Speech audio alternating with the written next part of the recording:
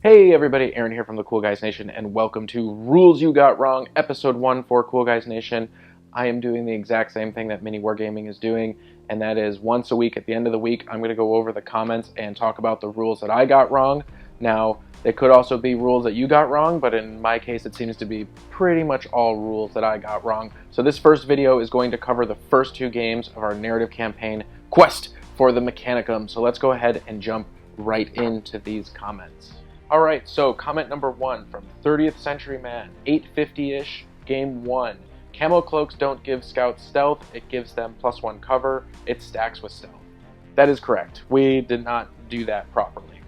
It was a 5-up cover for being in the forest, which went to a 4-up cover because of night fight, which went to a 3-up cover for the cloak, and then it did not go to a 2-up cover because night fight and stealth don't stack.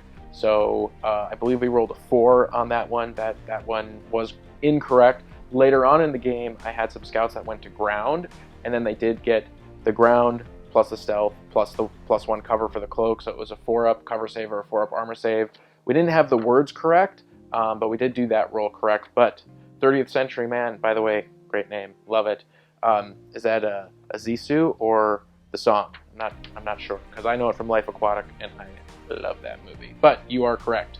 Alright, next we have Gutsy. I doubt would have made a load of difference, but the Thunderfire Cannon is barrage, and the Fire Warriors with us have not gotten any cover saves from it anyways, so it would have been slightly better to use the instant killing ammunition rather than the ignores cover ammunition. And you are correct there. They were not in area terrain, so I should have gone with the instant death because 6 is double their 3. Not technically a rules error, but more of a strategy error, and I very much appreciate you pointing it out. That is a very good point. Next we have Kaga Captain Cyrus. I know you guys are trying, we are trying, but please look up your rules harder. I'm a big fan of Talion, and he does not get precision on snapshots at around timestamp 3526. That is correct. I did not know that. I went back and looked it up. It does make sense that you wouldn't get snapshot or precision shots on a snapshot, and he shouldn't have gotten that. I don't know if it would have made a huge difference. It might have changed his leadership by 1, but you are correct. That was a rule mistake. So that is most of the rules mistakes that I found for game 1. Let's jump into game 2 for Quest for the Mechanicum narrative campaign, appearing on Mini Wargaming. Lord Bjorn, also really cool name, I like that a lot.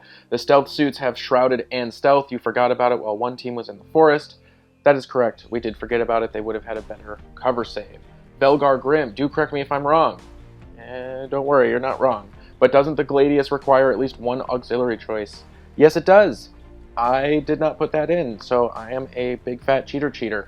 Probably means I wouldn't have been able to take the multi-meltas on the attack bikes, and might have had to drop some other gear.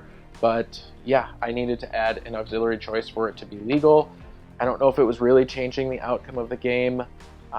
We would have just adjusted the points up, so Sean would have had a little bit more points, but you are correct. I made a mistake there. Moonlit Shadow, 1048. That was 3 hits because he's hitting on 2. What he's referring to is Sean was firing at one of my Razorbacks. He had already hit it with 3 marker lights. He was targeting it with another squad that had marker lights. He used his marker lights on that second roll, bumping their ballistic skill to 6. And so he rolled his first set of dice. I think he had 3 or 4 re-rolls. He rolled the 3 or 4 re-rolls, but then when he took the misses off the table, he grabbed one of the 2s, and it went from 3 successful hits down to 2. You are correct, there would have been 1 more marker light, and that means there would have been 1 more missile shot at that Razorback. And that's actually a pretty big mistake, because it could have blown up the Razorback. That is a really good point. He had 3 hits. That was a mistake, and next time we will pay attention to that. So those are all of the rule errors that I found on the Mini Wargaming site. I did also check the YouTube page, and I think I grabbed most of the rule errors. Obviously, if you have more errors, please send them in. I know these games are going to be up for a while, and if there's a really big mistake that somebody else points out, I will address it in a later video. I also want to take the time to address everybody who's been commenting and leaving me feedback and constructive criticism. I really appreciate that a lot.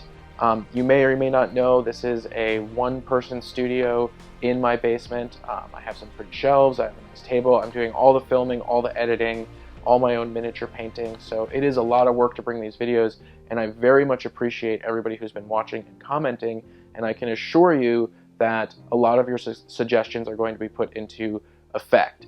So the main suggestions that I've gotten is don't be so shaky on the camera. And you're right, I should not be as shaky on the camera. Edit out some of the side conversation. I've started doing that moving forward from game 2, and I will continue to edit out some of those conversations a bit more.